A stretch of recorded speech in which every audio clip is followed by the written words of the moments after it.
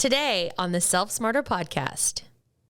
We knew that stuff wasn't happening because really that's how a lot of toxic workplace cultures were defined. Really unethical things. You think of Enron, you think of Wells Fargo, just, all the examples that are put in front of us. And because we didn't have necessarily those glaring, again, center level things happening within our organization, we still were allowing bad behaviors to go unchecked. Yeah.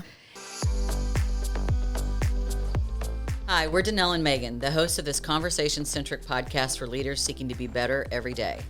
Whether you choose to be a leader in the workplace, at home, or in your community, we believe the most effective leaders are equipped to not only be self-starters, but self-smarter. Hello and welcome, Self Smarter listeners. I'm Megan and this is my co-host Danelle. Ciao. Ciao. You literally just touched down from your travel to Italy. Tell us about it. I did.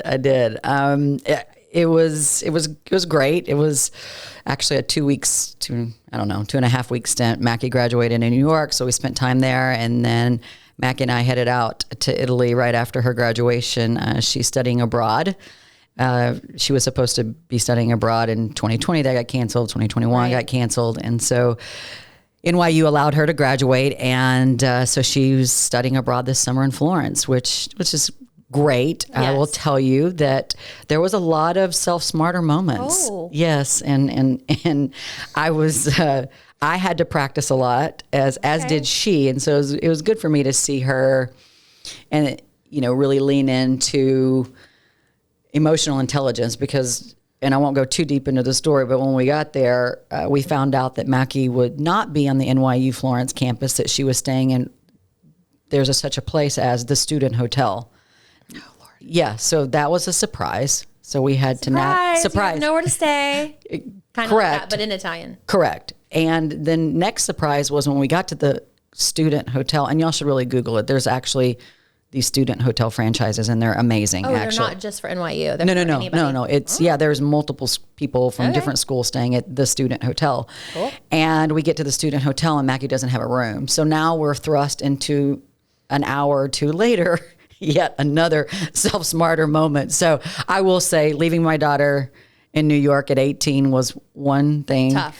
And I would say that it doesn't get much easier, but leaving her in a foreign country for the summer, but watching her navigate the situations and us being able to do it together and kind of hold each other accountable when the stress was kicking in was certainly a lot of smarter practice. That's for sure. Self-awareness. But she's there and she's going to have an amazing summer, and I was able to spend some time in that beautiful country and really just kind of check out and spend some time with myself. So it was great. And nice. I'm glad to be back and always come back with a grateful, appreciative heart when I travel abroad. So it was a good stint. Yes. And we're so glad you're back. We missed you. Oh, thank you. We missed you on the podcast and we missed you at work.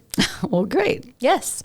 So this is another kind of moment for us, a milestone. Oh, today. Do tell. So I'm so happy to say that we have our very first advertiser. Did I say that right? Advertiser. Advertiser. Yes. Wow. Are we? Yeah. Wow. We've grown up. Okay. We're growing up. And let's be honest, we didn't start the podcast to become a moneymaker. At all. Literally, you wanted to start a podcast to help leaders on a journey. Yes. And in the midst of us trying to be helpful and moving towards our 20th episode, there is a company in Dallas who we work with who deems us adequate for reaching their target audience. And so I have an advertisement to share with you, our wonderfully intelligent and information-seeking listeners. All right. Well, let's see how this goes. I know, let's see how this goes. I'm going to try to sneak it in casually. I've already failed, I think. The advertisement? Yes. Okay, but you just told everyone. I know. Oh, okay. I know. It's not going well. It's not going well, but here we go. Okay. We weren't trained on podcasting or delivering advertisements, clearly. Yes. This is casual advertising right here. Okay. Danelle, do you know what one of the things people dread most when it comes to working in a hybrid work environment like ours? Okay, now you respond to that. Oh, no, Megan. What is something that people dread about working in a hybrid work environment? Here's the deal, guys and gals. As a small business owners and leaders, it's imperative that your business stays connected at all times so your business can move forward seamlessly. Without staying connected and having great technical support to help when computers or networks go down, precious time and money are lost that, quite frankly, you cannot get back. That's why it's critical to have a skilled IT team to prevent those money-losing situations. IT support is not just an expense. It's an investment in becoming a well-oiled company. With Mobi Systems in your corner, and that's MOBE Systems, you have peace of mind that they keep an eye on your company and its IT assets, and we speak from experience because Mobi has been our technology partner for years. We're also offering our listeners a huge bonus to sign up with Mobi Systems. Here's the deal. Our listeners will get their first month's service absolutely free, along with additional goodies. I kind of want to know what those goodies are because I might want one. For more information, please visit mobesystems.com. That's MOBE systems.com. And be sure to mention Self Smarter for your first free month. Now, let's talk about our topic today, which is kind of yucky, but important. Okay. That sounds fun. Toxic work cultures. The word toxic is used a lot. Yes. I mean, really. And it's used mostly when talking about work cultures. How do we define toxic work culture? Well, first of all, I mean, I don't like the word toxic or toxicity. And honestly, I think the term is often misused. Yeah. But the reality is that that's how people are describing unhealthy cultures relative to the workplace today. They're using the word toxic. So we cannot stick our head in the sand and ignore that. And the reason, we're bringing up this topic today, and I think I've been trying to push this episode for a while because it's a tough topic to cover, but what we want to do is help our listeners be able to identify it, which took us a long time to figure out, how to address it, and quite frankly, how to prevent the toxicity from impacting the culture that you're a part of. And again, we're mostly going to talk about the workplace, but that could be in your sports team, that could be in any group that you're involved with. And so I think that it's important, as uncomfortable as the topic can be. Yeah. So I think we need to start with a definition, and there are many out there. And quite literally, if we look at what the dictionary says, toxic means it's poisonous and or causing unpleasant feelings, or being harmful or malicious. So obviously the latter part of the literal definition of toxic is what we're referring to here. Right. And I think relating to the workplace, there's one definition that I believe to be the most realistic. And again, there's tons out there. So many. But a toxic work environment is one where negative or bullying behavior is baked into the very culture. In a toxic work environment, employees are stressed, communication is limited, blame culture is rife, and people are rewarded for unethical, harmful, or nasty attitudes and actions. So they're rewarded by either being able to stick around, or literally they're rewarded in other ways. And that could be monetarily or promotions. There's a lot of different ways that people can be rewarded. And that's, again, I think that's a definition that most speaks to really what we're going to talk about today. And I also like the notion that in the workplace, toxicity can take, it's a mouthful. Yes. Can take several forms. And ClearForce CEO Tom Miller says it can be anything from bullying or harassment to a company that engages in unethical practices and is dishonest with its employees. And so I like that more down to earth version of the definition of really what a toxic work culture is. And so with the definitions there, I think that tees us up to kind of really, again, dive into the identification and what to do about it, because we certainly have a lot of experience there, unfortunately. I know. And that's what makes it the yucky topic. Mm-hmm. It's not only like a mouthful to try to get the word toxicity out, but it just it just has a bad connotation. And so I think what I'm hearing you say is that it's really unhealthy culture that equals toxicity. Yeah. So, and this is something nobody likes to talk about. I'm sure people listening to this are cringing, and they're here and they're listening to this because they can relate. Sure. They're either in one that they lead or they're in one as an employee. Mm-hmm. And so we're hopeful we can unpack some of that reality, some of those realities today. But this is what we have to do is we have to talk about our own experience. And that's the hard part for us. Mm-hmm. Have we ever experienced toxic work culture here at DMA? I know that's a toughie. Let's talk about it. And knowing that, you've always told me the buck stops with leaders. Mm-hmm. And whenever there's something wrong or something we need to fix, we need to look in the mirror first. Absolutely. Talk to me about toxic work culture and how people might start dealing with that. Okay, well, we'll have to take this in steps. But so the first question you asked me was, have we experienced at DMA? And the answer is yes, we have. And what I want to start this part of the conversation talking about is that we didn't have this sinister center level things going on, like stealing, commandments. Right? Yes. Yeah, like stealing or physical or verbal abuse. Yes. We didn't have that. So I don't think we had a sense of urgency to look, around or beyond the center level. And so because we knew that stuff wasn't happening, because really that's how a lot of toxic workplace cultures were defined. Really unethical things. You think of Enron, you think of Wells Fargo, just, all the examples that are put in front of us. And because we didn't have necessarily those glaring, again, center level things happening within our organization, we still were allowing bad behaviors to go unchecked. Yeah. And, what we found in our culture, so let's, again, I deemed our culture as being unhealthy, but I know that the word that is used out there is toxic. So I want to own that. And so when I believed that our culture was suffering in this way, there were some things that really stood out as I began to observe. And we talk a lot about this in episode 2 and 3. I mean, we really started this podcast with that notion, but the key things that we were needing to deal with was poor communication. And that started with me. And there's plenty of that discussion in previous episodes of my failure to be a good communicator. So therefore, of course, the organization wasn't going to be, abundant with great communication if the one leading the charge wasn't good at it.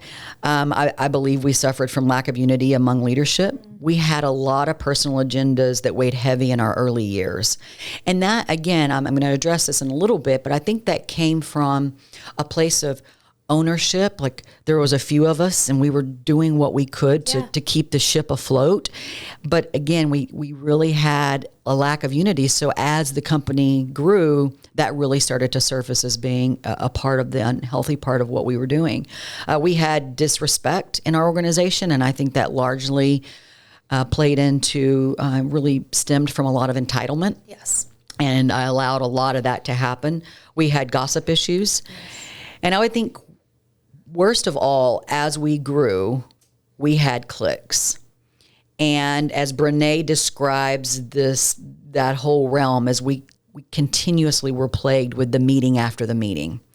So say, for instance, if I led a meeting and I put forth, our charge for the given 6 months or whatever it may be, or if we were going to change directions in a particular way, there wouldn't be a lot of dialogue inside the meeting.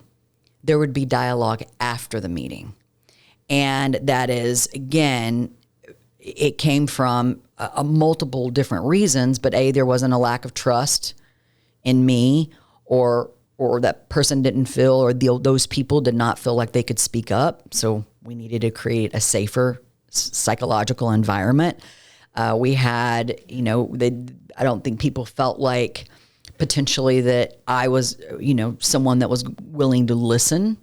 And alternatively, I just felt continuous disrespect because I knew that these conversations were happening. So it was a cycle, again, that stemmed prior to, the 26% approval rating, that once I received that and started to really observe myself and the organization, I could identify these things. So those are some of the things that we dealt with when our culture was at its most unhealthy, state, if you will.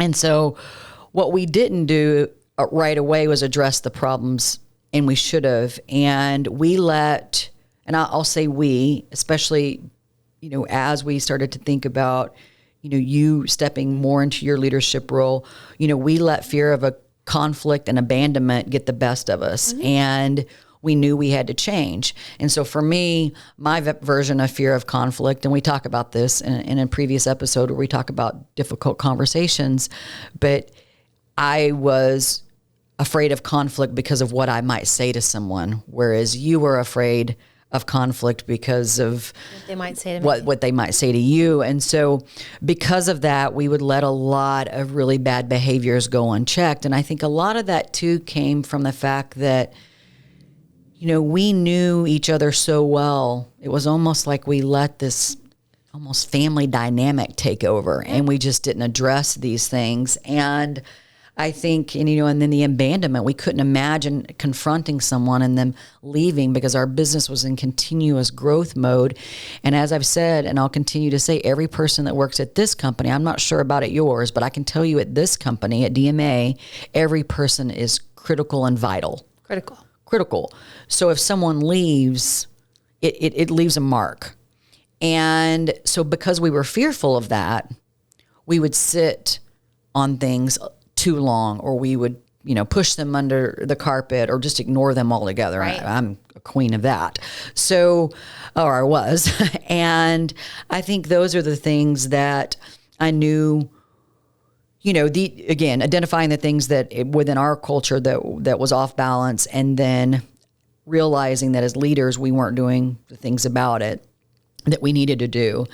And what I know for sure as we dive deeper into this conversation that I want our listeners to know before, again, we get into the detail, is that every single work culture has some version of unhealthy and healthy. Correct. So your culture, there are aspects of it today that are healthy. And there are aspects of it today that are unhealthy. And the reason why that is because if culture is defined as a collection of behaviors of the individuals in a group, right, working together or joining together, whatever the group may be, then the reality is, if it's our behaviors, our collective behaviors, we're human and we're flawed and we're not perfect and we're going to make mistakes. And I think what I mean, but when I say that, and the reason why I think toxic being on one end of the spectrum and healthy being on the other, is I really struggle with the word toxic, because to me, toxic behavior is so intentional. Yeah. It's unethical. It's stealing. It's abuse. It's, these things that are very, to me, black and white. Whereas I believe, and it certainly was for our organization and other organizations that now I'm working with as I'm doing more work around in cultures, is there's a lot of toxic behaviors or unhealthy behaviors that are unintentional. Totally. Unintentional. We're just completely unaware. That individual that could be causing havoc, that may be gossiping or whatever might be going on, they could be completely unaware that they're acting out in a way that could cause harm to the organization. And then alternatively,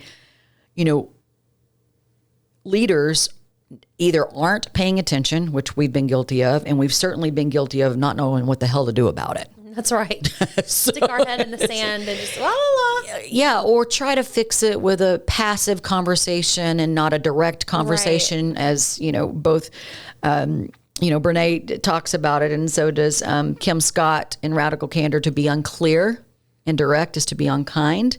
It took us a while to figure that out. It did. Right? And so it took us a while to get our arms around that. So, these are some things, again, you asking the very pointed question about what we dealt with, that's me, pulling back the curtain and literally letting our listeners know really where we had work to do and why we were in this predicament to begin with. And so I think it's scary too. And, why the head in the sand, as we're talking about it now, I'm thinking why? Why was, obviously we've grown a lot since then as people. Mm-hmm. We've, things like Atlas, things like the Enneagram, we talk about that all the time, but those are things and tools that we've used to help us get better with communication and be more aware. And, that doesn't feel good. Why? Well, maybe because it's not healthy. Right. You know what I mean? Yes. Just the awareness around it. Mm-hmm. So, but what we're really fearful of is what people think. Yeah. I think that's a human trait. And I think leaders, just because we've decided to lead.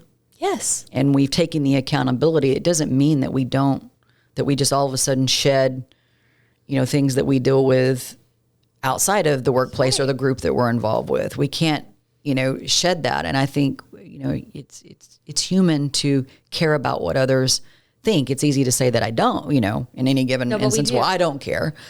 But if we're running a human, a company that's based on humans being the best versions of themselves, absolutely we care. And we've always had that in our corner. We did care about the people that, and have cared and continue to care about the people that we work with. We just weren't always showing up in the best way possible, which was creating the unhealthy culture. And so I think that's where we had a lot of work to do. And I think the other thing that we did, and Seth Godin does a wonderful job of teeing this up, and we'll put a link to a video for you, just a video snippet where he talks about this, but he talks about there being a leadership trap. And we certainly fell into this trap. Yes. And what it is that we're so focused as leaders on survival and getting the work done. Yeah. We sacrifice culture. Right, like sweep that problem under the rug. She's a producer. That's right. We needed to get the work done because a lot of times we had more work than what we could handle. And so because especially myself as the leader, I was so involved with the work for probably a little too long as we grew. And because I loved it. Yeah. I love doing the marketing work. People expect it from you. Yeah, absolutely. And at the other times, I hadn't done the work to develop the leadership team and put people in a position to carry more of the day-to-day workload. And so, that took us a while. And I think he also talks about change almost never fails because it comes too early. It almost always fails because it comes too late. And I think part of our journey was that we didn't identify early enough some of these things. And so we paid the price. Now we've been able to recover, and we have a very healthy organizations, not just in the metrics that the business world is typically defined by, but I believe that we, some of the more important metrics about how people feel, they feel valued here. Our attrition numbers are, and again, people are better than ever. And so we had these other markers, and we ask people for feedback. And so we're getting high marks on the way that this organization is performing in total, not just relative to performance, relative to the work that we do. So I think in the end, what he teaches us in this video is we get the culture that we deserve. And so what he means by that is that when we do not put a priority on culture, and he quotes Drucker, and I think there's debate on whether Drucker actually said it. Maybe it wasn't Drucker, but the quote of culture eats strategy for breakfast every time. Yes. And Seth doesn't say it exactly that way, but the notion is that culture trumps strategy.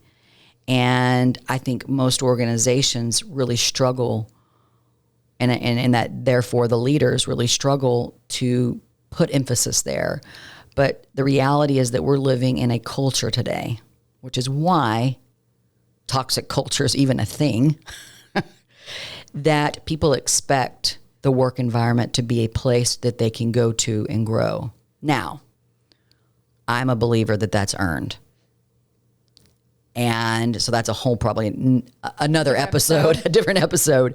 But I do believe that it's, again, if you're going to quote Zig Ziglar, would you rather train someone and lose them, or would you rather not train them and keep them? I think that is talking about specifically relative to the work, but I also believe it's relative to the culture, how you define it. And what Seth would say is, this is the way we do things around here, and do not make any exceptions to that, whether it's on the business practice side or how we show up with each other. And to be very clear and intentional, which comes from core values, it comes from vision, it comes from having a belief system and an ethos that is very clear to everyone in the organization about acceptable behaviors and not acceptable behaviors. And that is something that needs to be repeated on the regular. And when you're winning, and we talk about this in the culture episodes, is that when we knew we were winning is when I was repeating it less and less, and I could hear others sharing our values or talking about our beliefs. And as new people came into the organization, watching that happen. And so that was an indicator of, again, when we made the turn, when we started to make the turn. Yeah. No, I completely agree. And for our listeners' benefit, because they're, like I said, they're listening to this because they're either in a toxic work culture and they're an employee of one, or they're leading one. And maybe they're like, wait a minute, things aren't right. How do I, like, what were you identifying? What did that look like? What does toxicity in the workplace, how do we allow that to live? What do we see? Right. I think it's, again, I think there's a lot of different things. I think it depends on the organization. But if I had to summarize and give some indicators of things that I think most organizations could easily relate to or identify, I think, toxicity in the workplace shows up as trust is limited. I don't trust you and you don't trust me. And that could be in the work, that could be in communications, that could be in feedback loop, one way or the other. And that, people are showing up nervous and scared, and they don't feel like they have emotional safety at work to share their thoughts. Right. And I think, again, I think trust, and we have a whole episode on trust, and we had to learn a lot about how trust is to be fostered, and that it is something that is intentional. And I think another one indicator is that morale amongst the team or group is constantly struggling. Right. So when something in the business, whether that be, a change with a client, or maybe a failed project, or maybe someone leaves the organization, that morale immediately dips down anytime something doesn't go right on cue. And I think that's a sign of an organization that's plagued with, and it kind of plays into the next one, but that is plagued with, if things don't go an exact way, then I'm going to be down or frustrated about it. And I think, again, when you sense that morale takes a dip, it's time to really take a look at why is morale down over this very logical, clients come and go, businesses are meant to be won and lost. And, or someone decides to leave the company because they want to move away and there's not a job opening in that particular state in your company. Like, why would that impact morale? So I think that's just an indicator for leaders to be looking for. Another one, and I know you have a good example of that, because when we were going through this list, you told me a story about Southwest Airlines, which I actually loved. Yes. So, I love Southwest Airlines. I have mad respect for them. And one of my best friends, actually a couple of my best friends, have worked there for many, many years. And so I'm just familiar with that culture. But one of the things I really admire is their approach with people and this touching on morale. I mean, obviously they touch on everything from a human resources perspective, but their human resources department is called the people department. It is all about the people and how it's a company of thousands of employees. And so in order for someone in the people department to stay in touch with the morale and what's going on within a department, from name it, finance to marketing, like all the different departments, but let's say there's 20 of them, I don't know, like I'm guessing. In each one of those departments, there is a people person. Wow. Which they are the pulse. They are the front line of communication back to human resources, which reports directly to the executive team on how is our biggest asset feeling? What are they loving? What are they not loving? What can we do? How do we celebrate more? How do we do this less? All those things, so that morale is always at the forefront. Absolutely. And you hired Hannah, who's been on our podcast. She was on the your 50-year birthday episode. Her job, I mean, you did a version of that where you put a person in a role that is all about development and all about being the person that people talk to. Yes. So if I have I don't want to call it a grievance, but if I have an opinion, or if there's a rumor, or if there's gossip, or if there's these things that you talked about earlier that are typically quote unquote toxic, she's able to cut that stuff off at the pass. Yeah, I think most of the time. I mean, I think the genesis for Hannah's role was that we wanted people to develop. Yes. And a lot of times, I mean, you don't develop without working on, you've got to work on the things that are in good shape because you want to accelerate those things. Yes. But you also need to work on the things that either you don't know or that maybe you could be doing better. Yes. And I knew that for myself. And I knew that once I accepted that responsibility of developing, and this journey we've been on for 8 years, Hannah's been with us almost 3 years now, Yes. making that commitment to hire Hannah to do that role specifically was a huge commitment for a company our size because we needed more marketers. Yes. But I knew that the business was going to, potentially and eventually struggle to where we wouldn't need as many marketers potentially if we did not put an emphasis on the development of people, which, yes, to your point, sometimes includes some of the tough conversations around things that maybe, or things that people maybe don't fully understand, but that there's a trust there because I think the vision for a people-centric role, whatever the organization should be, it shouldn't replace the dialogue between that individual and their manager. No. It should strengthen it. But what it should also be is an outlet for that person to work through, what we know to be true. A lot of the times people show up in organizations and they are behaving in a way that can create unhealthiness or toxicity again. And sometimes they're just bringing something from the outside that they're dealing with personally. And we are all guilty of that. And sometimes we just don't even realize it. So to have someone to talk through a struggle or whatever they may be going through, it's very helpful. And for organizations that are committed to make, not only for people to show up and do the best version of the work that they can do, but be it an organization to where they can be the best version of themselves. I could not reconcile, how can you say you want that and not have a role that was committed to that? And so what I wanted to make sure that we did as an organization was to use one of Brene Brown's words, is operationalize the human piece of it. And you mentioned at Southwest, they call it the people department. I love that, our version of that is having a role that's committed to the development of people, both personally and professionally. And so it works alongside leadership to make sure that we're showing up in that way for every single person in the organization. So anyway, so I think we went a little lengthy on morale, but I think kind of being able to identify if it's fractured somehow and being able to identify it quickly. I think another indicator is that people are really worried about failure. And this is where the beautiful term perfectionism comes in. So they're afraid to fail. And when you see people get really upset because, again, something doesn't go exactly the way they need it to, that's a sign that there's lack of trust. There's something fear. There. There could be fear.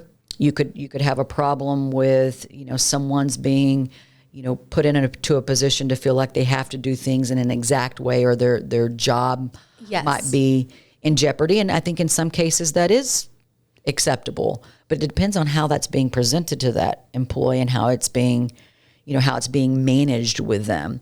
I think another one is that we definitely saw is that an excessive absenteeism or people just being absent, finding excuses not to come to work, or that was tough. Yeah, that was really tough because it was very tough, and or lack of accountability. And I think we've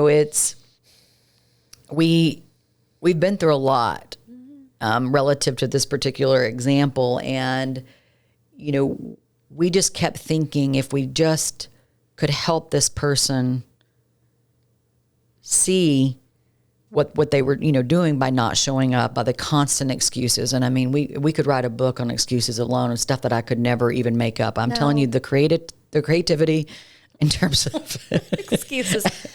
Why I can't come to work today could be a book we could write. Or work at all. Yeah. Not even at work, just even at home. Like, here's what I can't do. Here's what I can't do. And again, I think knowing that, and where we went wrong was trying to help that person recover from that type of behavior. Right. And we let it go on too long, which what does that do? That sends signals to other people in the organization. It was draining our time so much by trying to help this individual who was not taking accountability for their own actions when they've been, it's been clearly laid out. And we allowed grace to kind of, it went a little too long. Until it didn't. Until it didn't. And then there's, the other side of that. So just again, real life experiences. And I'm sure if you're in a leadership role, you've dealt with some of this before. And I think the last thing is, bullying and gossip, are tolerated. And my favorite definition of gossip and that we learned from EntreLeadership is I think no one again would raise their hand and say, I'm a gossip. But the reality is that we do gossip. And what gossip looks like in its truest form is when you're telling someone something or talking about something with someone who has no ability to impact the change that you're probably most likely, if you're gossiping, complaining about. Right. If we're talking about gossip in the workplace, and gossip in your friend group and your church is a whole nother thing. But gossip in the workplace usually is a complaint about something that's happening. And most often that happens with you're having that conversation with a colleague, someone who cannot do a damn thing about it. And the way we had to work on that in our organization was to help people understand when they were doing it. And I know for sure, obviously before I owned this company, I know in my previous work environments, I was guilty of that. I just didn't know that was what gossip was. I always thought gossip was when you're talking about someone's behavior. I didn't realize that complaining about a decision that was made at the company is just as harmful in an organization as talking about another individual. And so I think, we had to identify that. And then, bullying is, has many different forms. And I think it can come typically where it tips over in an organization where there's not just an outright harassment issue going on, is that it can come in the form of teasing. And it can a lot of times get a little bit out of control. And I think, that is definitely something that we've had to deal with. And I think, again, these are things that they're not as black and white, but I think they're the more common things that happen in organizations that cause toxicity because it's a drip. And again, if a culture is defined by our behaviors and we have these drips, eventually we have a puddle on the floor and we're going to slip and fall. And that's the reality of how it comes to happen. And it's easy to overlook it because you believe in the people, that it's not intentional most of the time, but when it goes unchecked, it's going to happen again. And that is true for myself. That's true for you as the leader of this company and everyone else that's here. And so we have to treat it with respect enough to address it when it happens. It's not as fun, but it's not as uncomfortable as it used to be. No. But it's never fun. No. But it's a lot more comfortable because we know it's protection. It's protection for that individual because we want the best for them. And we pride ourselves in hiring and employing people here that do want to be the best version of themselves, but have enough humility to realize that they're not flawless or perfect. Right. That's right. So, and that really leads me to the thought that, talking about gossip, I just can't get away from this thought. So I feel like I have to share it. In the role of a leader, when you hear gossip or you're in the middle of something where gossip is you're hearing a bit of gossip. In that instance, as a leader, I usually think, if someone who's gossiping is talking about quote unquote toxicity or something wrong with the culture, I can't help but look right back at them and say, but how are you helping? Right. Like, how is this verbiage that you're sharing with me right now? Like, are you really here to solve this problem? Or are you here just to do you want me to add fuel to the fire? Like, first of all, they know better now. Like, I'm going to solve it, or I'm going to squash it or redirect altogether. Address it. Yeah, address it. But it's just so interesting to me in our experience. Usually those that are the ones that are doing that negative talk are the ones that are causing the toxicity. Yeah. So, but you said it, you have always said it, when if someone ever points the finger at us on toxicity, the buck stops with the leaders. And Absolutely. so because we allowed it to happen right under our noses, then yes, we take full accountability for that. It's just so interesting when you think about the circle of toxicity. I'm going to say something that I can do nothing about. Let's say I'm just an employee and I'm going to say something yucky that's potentially toxic or gossipy. And then I'm going to hand it off to a leader who's going to look back at me and think, but you're the problem. Right. Yeah.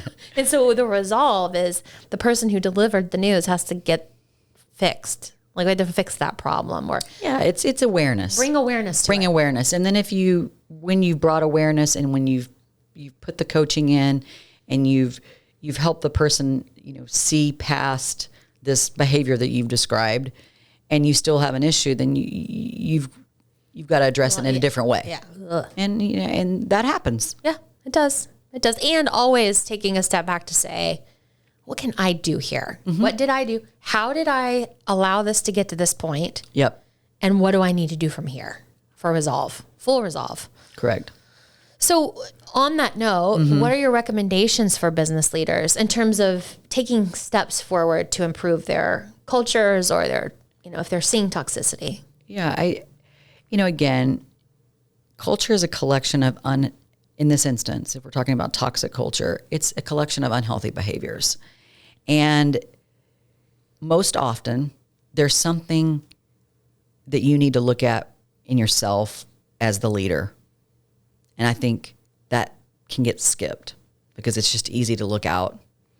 And if one thing I got right in this entire journey was I picked up the mirror and I stood in front of that mirror for a long time, working on things that I knew that I was doing that was, leading us down a dark path.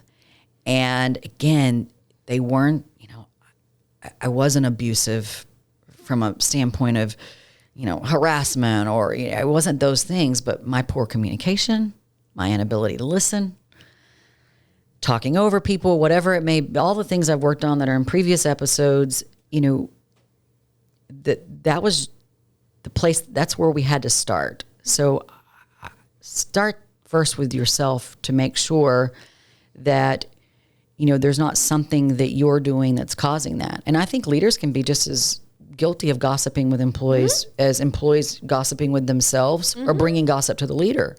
And I mean, I think that's a very common thing. So I think it's really doing the work on yourself first and foremost.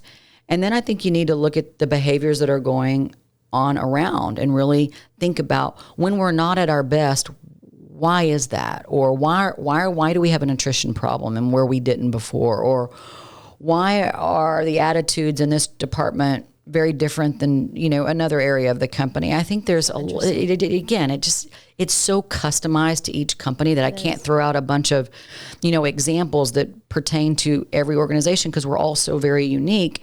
But I will tell you the things that I did besides starting with the long look in the mirror and then really looking at the leadership team where I spoke to earlier. We had a lack of unity and addressing that. I think you need to start with, when you're observing behaviors, is look at your most tenured team members. And they can be in a very visible leadership role or not, but looking at the most tenured people at the company because they have the most context. And most of the time, other people in the organization will come to them because they've been around. Again, quote unquote, they've been around. And so if you are lacking trust in the organization, what you may see that show up as is that someone would, like if you're not a trusted leader, they'll go to someone who's tenured in the company over you or the person that maybe they should be talking to something about. So I think that looking at, again, the tenured behavior, looking for, we suffered from it, entitlement and disrespect. Some of the times where we struggled the most in the organization is, I felt a lot as the leader of the organization, a lot of disrespect from tenured employees. And here's the thing that I can say about that.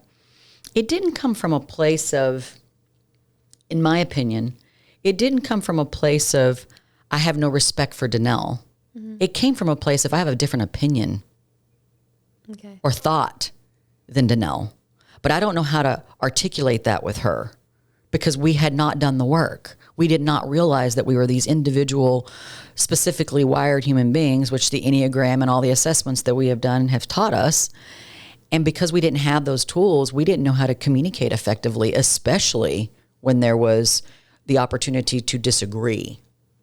And it wasn't that I wouldn't listen. Sure. I would hear someone out. It wouldn't, we didn't have this environment where you couldn't say, I don't agree with that. But it was the way we were showing up and not knowing enough about ourselves or each other to show up in a way that we knew was a winning way for that particular individual to hear something that we had to say. And so, again, I definitely take a look in the mirror, start with your most tenured employees, and really team members. It was the way I prefer to, refer to our people is, and then I think the other thing that we can tend not to do enough of is ask good questions. Yeah, you're right. And as the leader, you can learn so much about behaviors by just asking thoughtful questions and thoughtful follow-up questions. And I think really finding ways to create employee engagement. And that can be through one-on-ones. That can be through having a people person in your organization that can help really create a safe environment for a healthy dialogue, whether that's positive or maybe dealing with some potential negative issues. Surveys. We've talked about how, when we started to, I kind of fought anonymous surveys for a while because I was like, how's that going to help us when we, in this organization of this size with 20 people, how is an anonymous survey really going to help? And I've just been blown away. It's one of the best investments in this journey that we've made because they're anonymous, answering anonymously and putting comments, but I'm having dialogue with them. So I don't know who it is, but it doesn't matter because the issue or the opportunity is being raised. So if it's something positive, man, I can, we can lean into it. And if it's something that needs work on, well, we can address it. We may not be able to change it overnight, but a lot of the things that have been addressed, I was like, well, those are easy fixes. So I think you would have never known had you not done the survey. That's right. And I think the important thing, and I think one of the best results that we've seen from this, and I get this feedback continuously, both in person from the individuals that I know who are giving me the feedback, but then also continue. And we use we'll put a link in there, but we use a system called Tiny Pulse. And I'd highly recommend, you look into that in your organization. Because no organization, in my opinion, is too small for something like that. And I wish we would have had it when we had 5 employees, because I think it would have helped. Maybe that 26% approval rating would have been 34 or 35. Just a couple of points. Yes, just a couple of points. But what I would say is that I think the most important thing that you can do as a leader when you're asking questions, thoughtful questions, or when you've created a healthy, emotionally sound feedback loop and or you're doing these surveys is that you have to address what you're hearing. Now, that doesn't necessarily always mean change because there's just some things, if people are asking for, I don't know, for the moon and the stars, we can say, hey, let's start with a star and then we can add some stars. Over time. Yeah, over time, because we still have to remain a healthy business. And so sometimes, you could get presented with, and I think that's why leaders can shy away from this type of dialogue, is because you're afraid that if you don't come forth with the exact thing that's being, let's just say a complaint about, that you're going to be considered, it's going to make matters worse. That's what I will tell you is there's plenty of things that have been raised in this organization since we've been committed to this type of feedback that we haven't been able to address necessarily, but because I was able to explain why. Whether that's directly with someone or you directly or Hannah or the other directors in this organization were able to explain the why. And again, or through the survey, that's what people are looking for most of the time is I want this. Oh, I didn't understand the implications of what I was asking for, what that means. So we, as leaders, one of the, our roles is to always be talking about the why. And I think that was one of the things in terms of resolving the unhealthy or toxic culture that we were having at our organization. Most of it came down, I said it early on, was poor communication. And this was a way to fix the poor communication was to ask the thoughtful questions and then address them and do something about it, and or explain why potentially that particular request or decision. Yeah. Maybe it's not a timing issue. Most of the time it's a timing issue. Like, that's a great idea. And in order for us to do that, these things have to be in play. And here's why. Oh, okay. And what I've seen is it motivates people. It motivates people to want to do something about it because they feel in charge of, oh, I want this.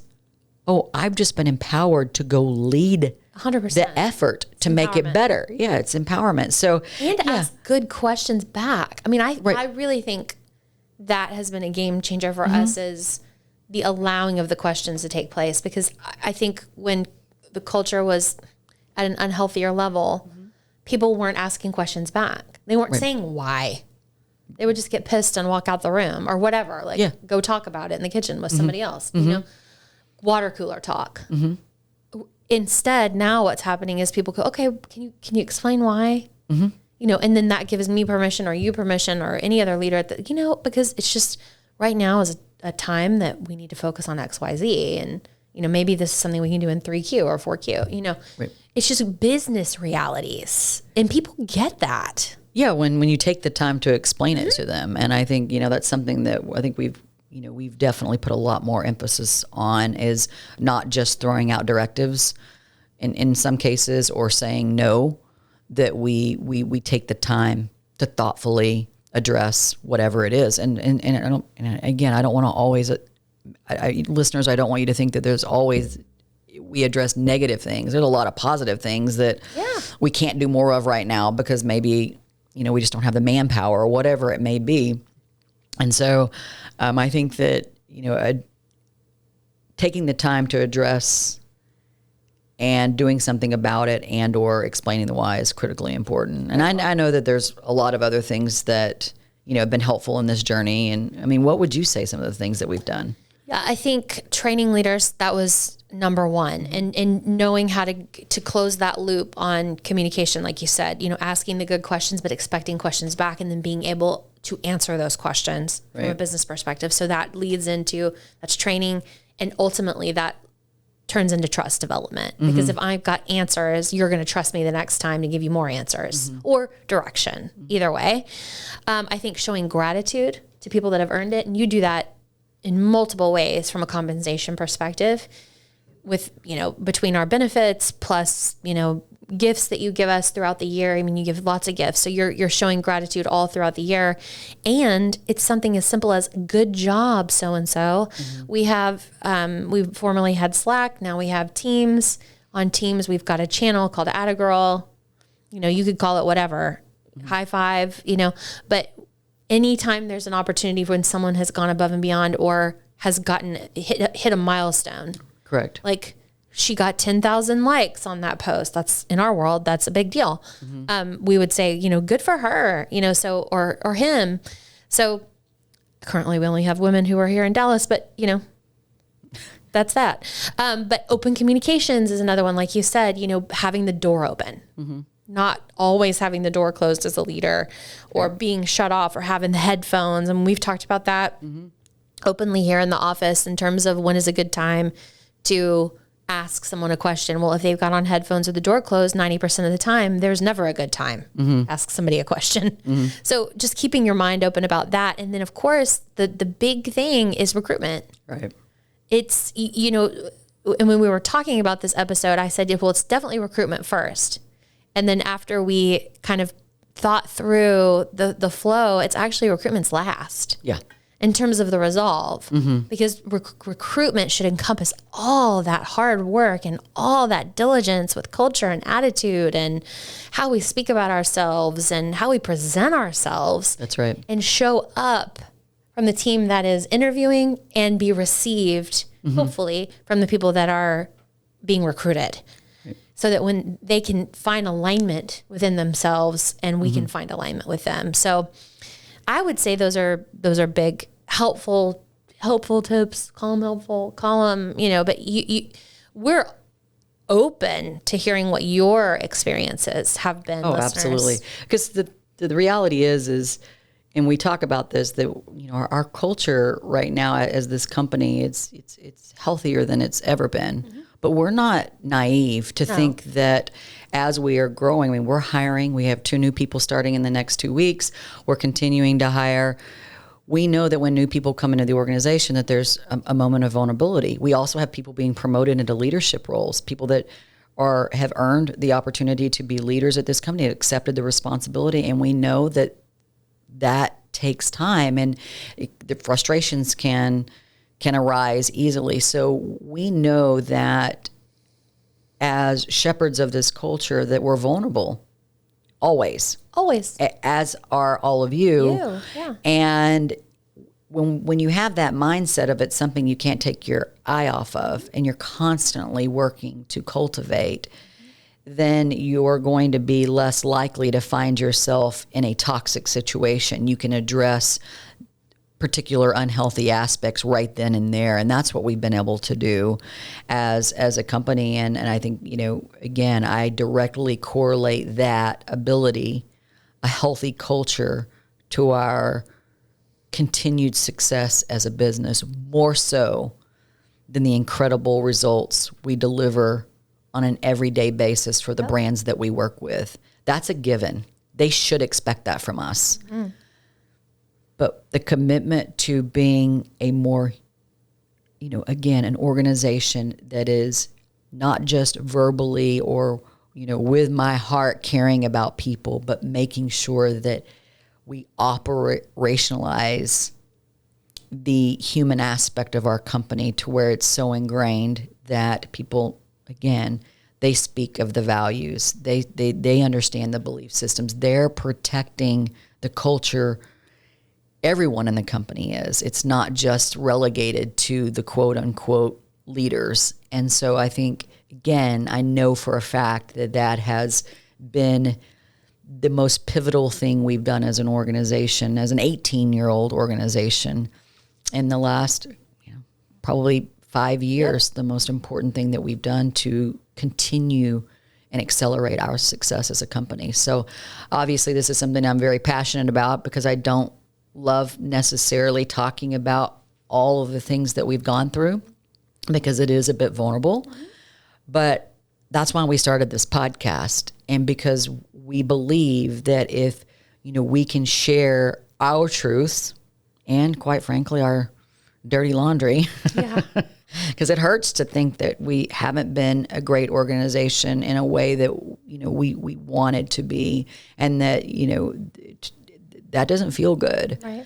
And I don't know that I'll ever be okay with that, but each and every day that we walk forward and I see the growth and I see how people are showing up in this organization, I'm comforted that we did something about it and that we made a commitment, and I am seeing the results of that. So that does comfort me, and that's what I want you as listeners and leaders to know, that there is another side to this, and I don't want you to feel alone if you're currently leading an organization where you've got culture issues, and and again, you're not alone. No.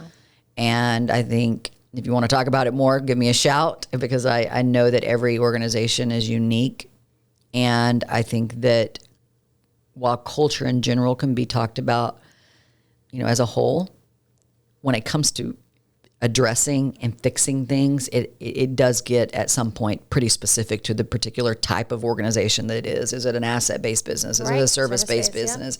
Yeah. There's so many different factors that play into it. So anyway, I think that's where I'd like to end it today, is just letting leaders and listeners know that this is tough sledding, but for us to put our head in the sand to where we think that toxicity can't not show up in our organizations or our groups, or doesn't already exist, is naive. It's naive, and it's not self-smarter. Right. It's not. Yeah. It isn't. Well, thank you. Yeah. I appreciate your candor and openness, because I know it's hard to talk about, but I know folks appreciate it, because I certainly do. And I walked through a lot of it with you. Mm-hmm. And you heard it here. Danelle has offered to help you. So, and she means it. I know she's not saying that rhetorically. I'm watching her face and it's very serious and passionate. So please do, reach out to Dee if you need some help with culture and just having a moment to talk to somebody who's walked in those shoes.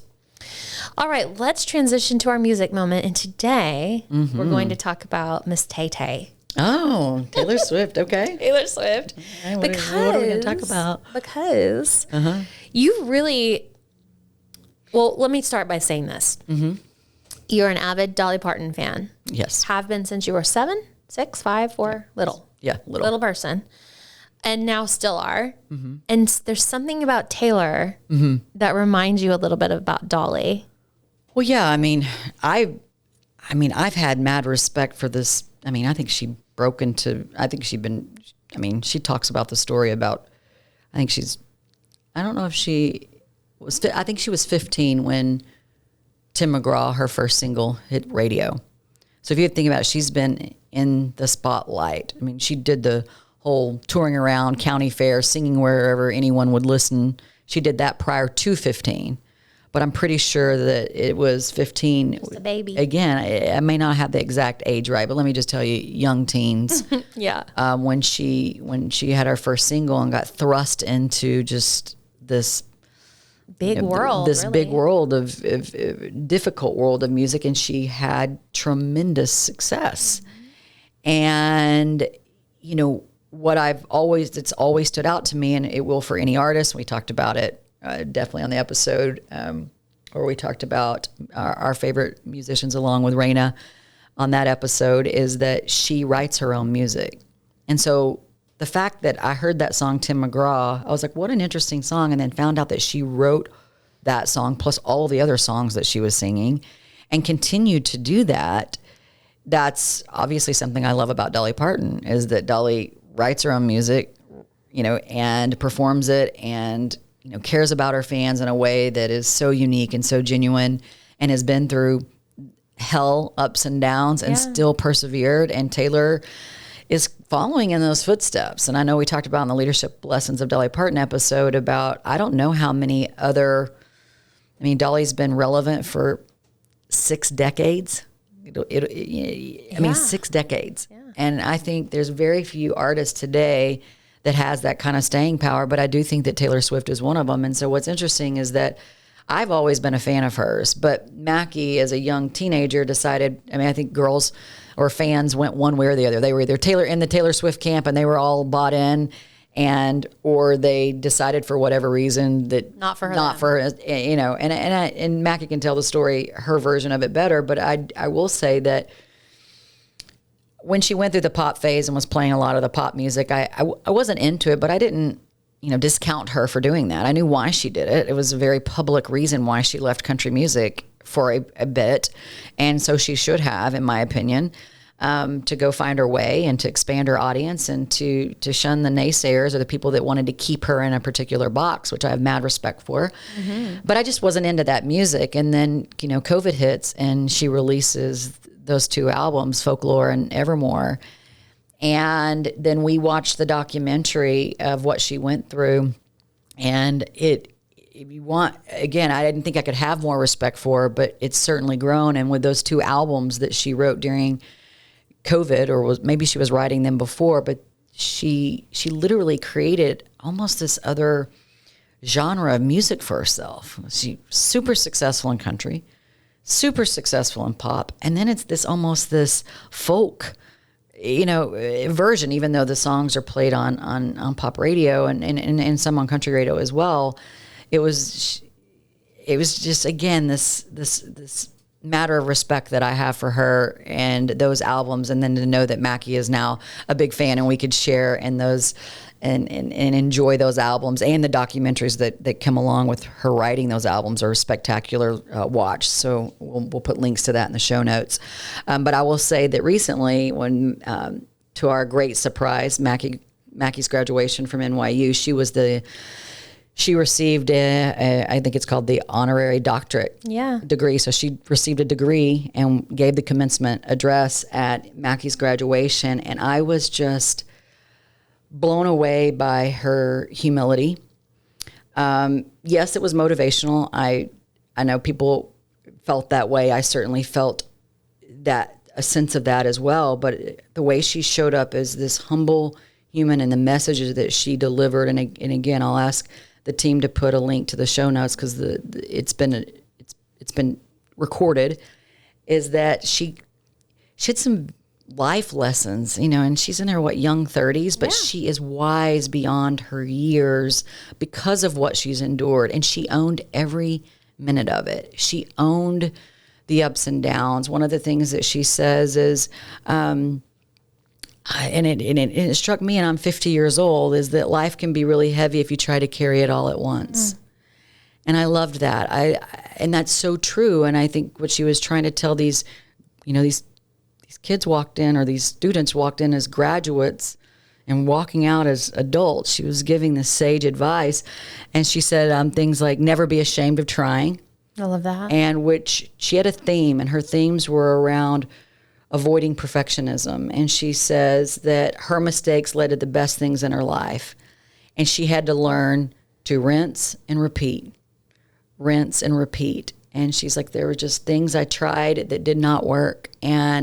But I was led to believe, especially as it relates to her reputation, that if she made one mistake, that the entire universe of teenage girls and boys would go to hell in a handbasket. And so again, she a lot more eloquently talks about that. But I also loved that she said to these now adults seeking their next steps in life, is she says, the good news and the other news is that it's totally up to you. Totally.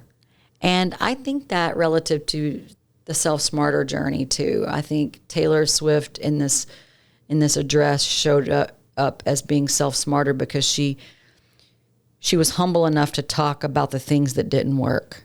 And she was able to articulate a very digestible path forward for people who, and again, it was the entire NYU graduation. So it was all the business schools, because there's multiple business schools and lots of schools at NYU, not just the art school. But because she was an artist, she was able to really talk about the discipline of self-knowledge and self-awareness, and to avoid perfectionism. And she admitted that we're a culture of being perfect and put together all the time. And she said she talked about social media playing a lot into that.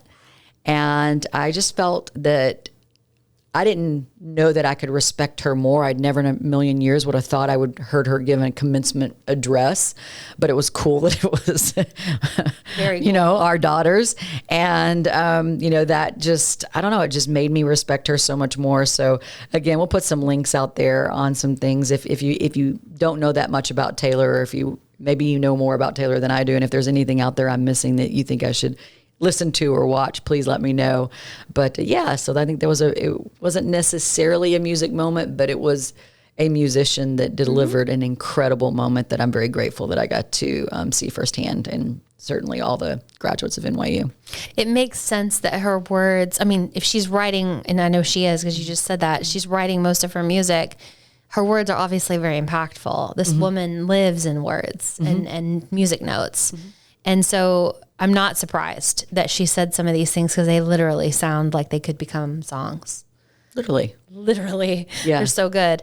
So I'm glad that's neat. She also did say, just on that note, and I know we need to wrap up, but she did say in that note that we are all writers today, and we need to take our words more seriously. We need to use our words in a way that is thoughtful and helpful. She's like, because words, and she's like, yes, that's my craft, but we all need to think about our words a lot more.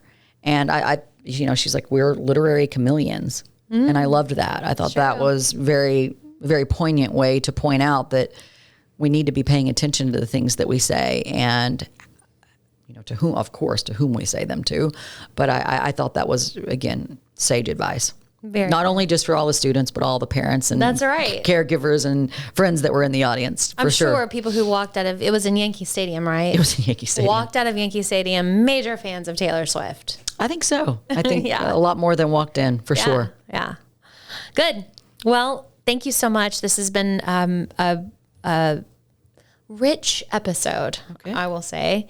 And as Danil has mentioned throughout the episode, there are lots of notes and links and things that we want to offer you in our show notes, which are available on our website at selfsmarter.com. And we'd love for you to give us some reviews. We've actually picked up some steam on reviews, so that's good. So thank you all. That means a lot. It does. And those of you that haven't, tell us how we're doing. It helps us improve our content and also helps people find us. So we appreciate it. And we send you into the week with grateful hearts. Goodbye, everyone.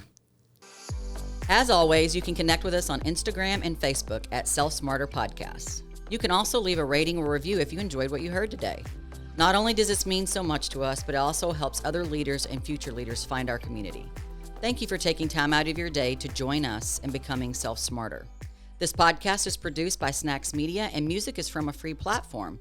Well, that is until Brandy Carlisle reaches out to us to write the original score for our podcast.